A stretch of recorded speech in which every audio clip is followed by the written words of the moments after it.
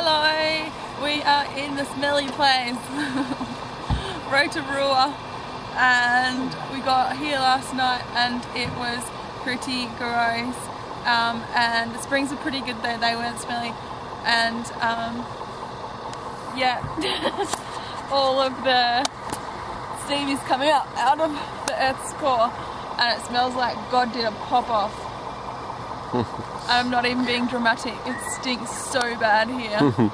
We're going to the cultural village now and we're going to see the haka and some other traditional Maori things, so yeah, hopefully it's not too culturally insensitive and we will see how it goes.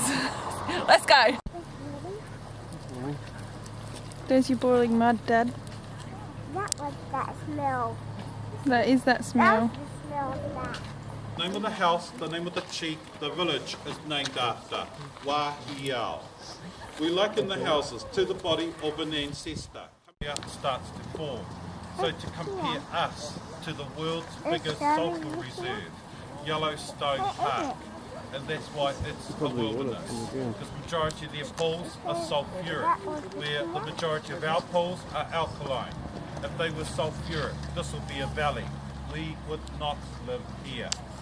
This is the largest hot spring in our village, our cooking pool, the ohaki tanga o te iwi e, the life source of our people. The name of this pool, Pare Kōhuru. Pare, to ripple, Kōhuru, to murder, rippling murderous waters. Crayfish, lobsters, 5 minutes, then into ice water. Shellfish, 30 seconds. Now all you do is just place your contents into a muslin cloth bag, tie it to a rope, lower your contents into the pool. The pool has no bottom. According to our geologists, they put cable in the pool measuring temperature and depth. Surface, 96 to 100 degrees Celsius. The further down, the higher the temperature, up to 285 degrees Celsius. I don't like it. It's making clouds. It's making clouds. Is this how clouds get made? Yes. Ah, sometimes this is how clouds get made. This is what they're calling the old man. You can hear it and you can see it over here, but there's so much steam that I don't know if the camera's going to pick up the actual boiling. Yeah, it's like a full rolling boil. And they cook rice, was it 5 kilos of rice in 5 minutes? Yep. That's crazy. You are most welcome to come back to the pool and have a free face off. But below the geysers, our own private swimming pool, we call blueies. It's the water that's coming from the geysers, at least that lovely silky feeling on the skin like the baths. But as you felt the spray, that's how cold that water is. So we only swim in it during summer.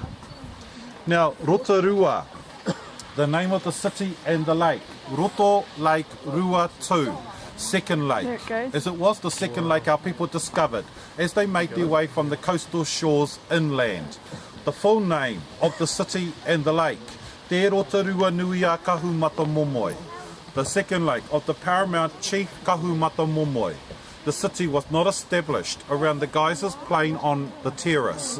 The city was established around another geyser, Waikete, 1969. You can see it's starting to go up to at least about 8 metres now, getting close to 10.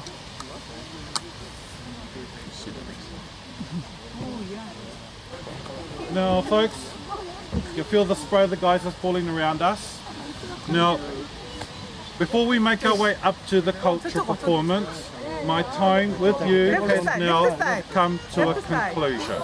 So I hope you've enjoyed the presentation, just giving you an insight into the lifestyles of the families that live in the village.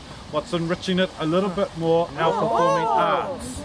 Then after that folks, you are most welcome to wander around the village and go and visit all the other sites we did not cover in the tour, right up until we close at 5 o'clock.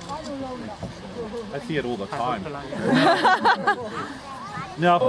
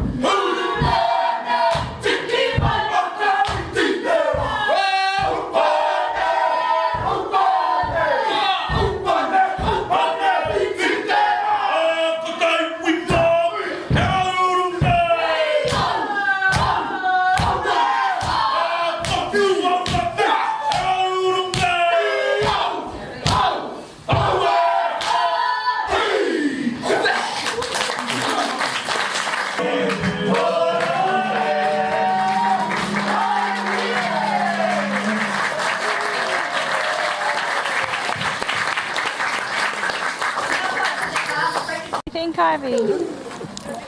Was it good? Hey, kitty.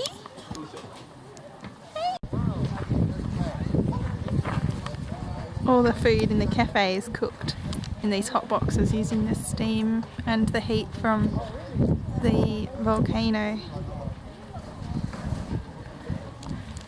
And they steam corn and things just in the hot pools.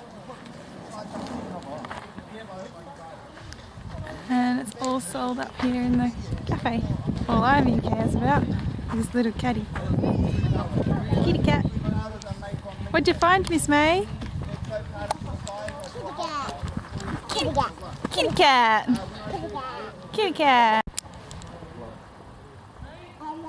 So the guide was explaining before that the houses, sorry, not church, it's not a church, it's a house, represent the body of the ancestors. So the arms, the hands on the ends, the legs. They did their cultural dances and stuff before. I'm not sure how I feel about it because I don't know if it's exploiting or not.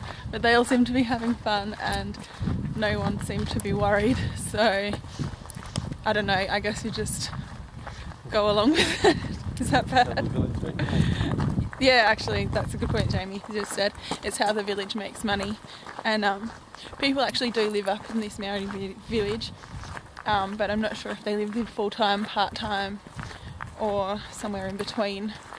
But yeah, there's plenty of private property or private places that we aren't to go as tourists, and that's very understandable, but I just don't know.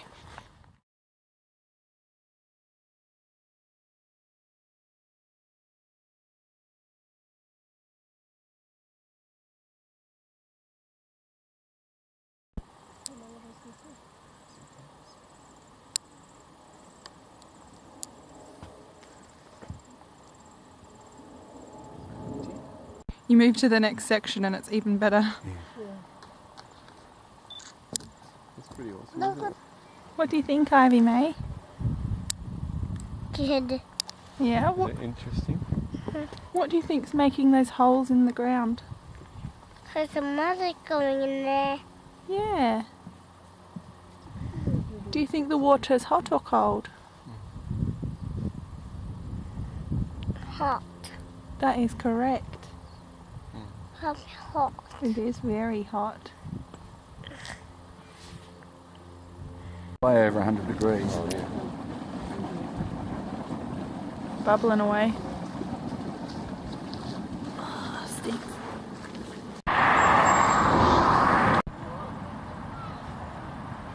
We're currently at the park in the middle of Rotorua, and as you can see, there's just holes in the ground with bubbling, oily water just in the park, and they pop up everywhere. It's kind of cool and hot. And don't drop my daughter in the water. What's that, Bubba? Bubbly mud. Bubbly mud. Say, look, Pa, I found bubbling mud. Look, bubbly mud.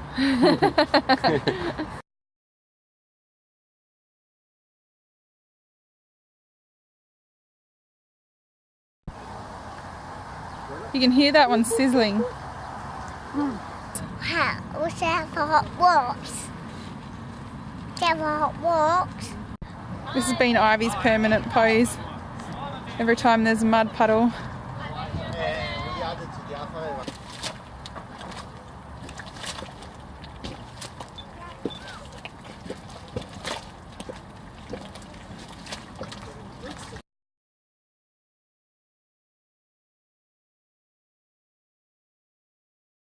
If you've enjoyed this video, please give it a like and a thumbs up, and subscribe if you like boiling mud, and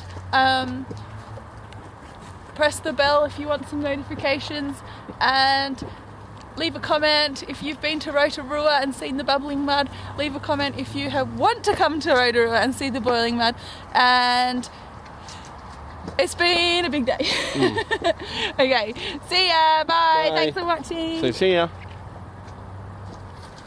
Thanks for watching. Some mud monsters.